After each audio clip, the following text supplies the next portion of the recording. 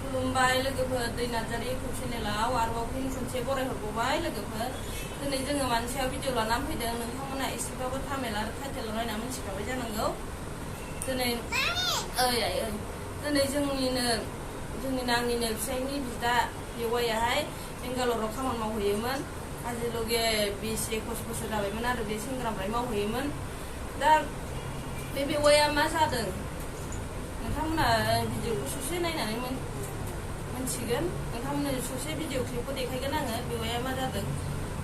नोंथांमोना मोजां भिडिअखौ नायलांदो आरो कमेन्ट सेक्सनाव खोन्थाहरदो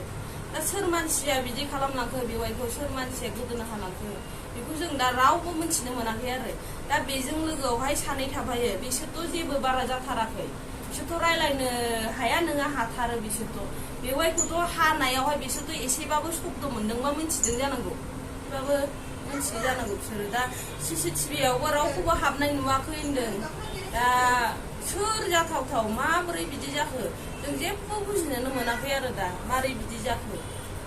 आसरित मानसिनि जिबनाथ' आसरित ना बेफोरबायदि खालामजायाना बेहाबो जिउ दंना बेहाबो लाइफ दंना बेहाबो न'खर संसार दं बेहाबो फिसा हिनजाव सानै दङ बेखौ मानो बिदि खालामनांगौ बेहाबोथ' मोनसे लाइफ दंना मोनसे साननाय दं बिसि फिसा दं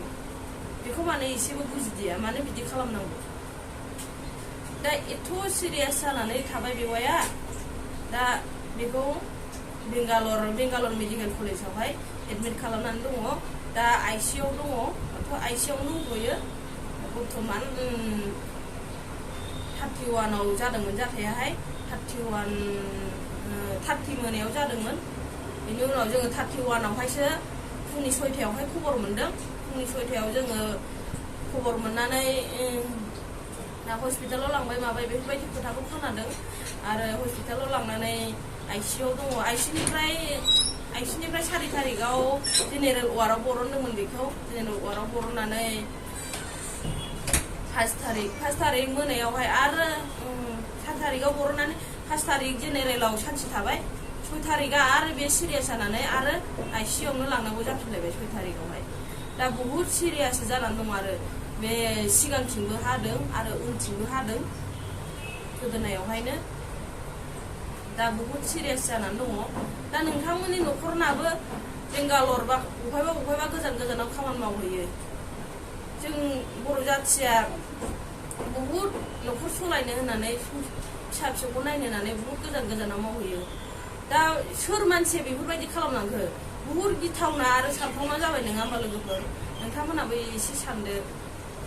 बहुद गिथावना जाबाय नुवाखैनो सोर मानसिया बिदि खालामलांखो दा रावबो खोन्थानो रोङा रावबो खोन्थानो हाया होनबा बहुद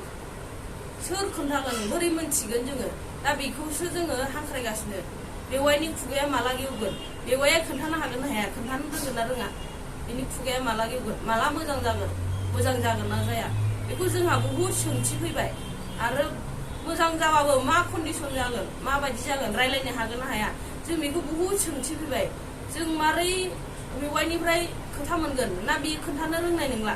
बेफोरबायदिखौ जोङो बहुद सोंथि फैदों न'खरनि मानसिफ्रा आरो बहुद गुलुं गुजुं जादों बहुद साननांगौ जानानै फैदों जों बर' जाथिफ्राहाय बहुद गोजानाव जोङो न'खर संसार सलायनो होननानै जोंनि मानसिफ्रा थाहैयो दा सोर मानसिया बिदि खालामखो ना गावजों गावनो खालामलायखो ना दस्रा जाथिया खालामखो बेखौ जों दा जेबो बुंथ'नो हायाखै दा बेवाइयासो मोजां जानायखौ जोङो नेगासिनो आरो दा बेसो मा खोन्थायो बेखौसो जों नेनानै थाबाय दा बेजों थाफाग्रा सानै मानसियाथ' रायलायनो हाया नङा रायलायनो हायो दा बिसोरबो खोन्थानो हाया मारै रायलायनो हाया मानो खोन्थानो हाया दा बिसोरखौहाय दा बेंगालरावहायनो थानायाव लांनानै दंहैयो बिसोरखौ पुलिस थानायावहाय दा मारै बिदि जाखो आसरित सानथावथाव मारै जाखो जाथाया मारैमोन मामोन जों बहुद गिथावना फैबाय बहुद दस्रा जायगायाव थानानै मावनानै जानो बहुद गिथावना गावजों गावनो बा सोर मालायफोरजोंबाबो गावजों गावबाबो बहुद गिथावना जाबाय बहुद साननांगौ जाबाय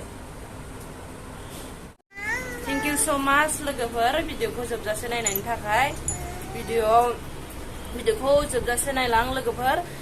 भिडिअखौ जोबजासे नायनानै कमेन्ट सेक्सनाव कमेन्ट हरनो दाबाव लोगोफोर दे बाय बाय नुदों मा बाय बाय ना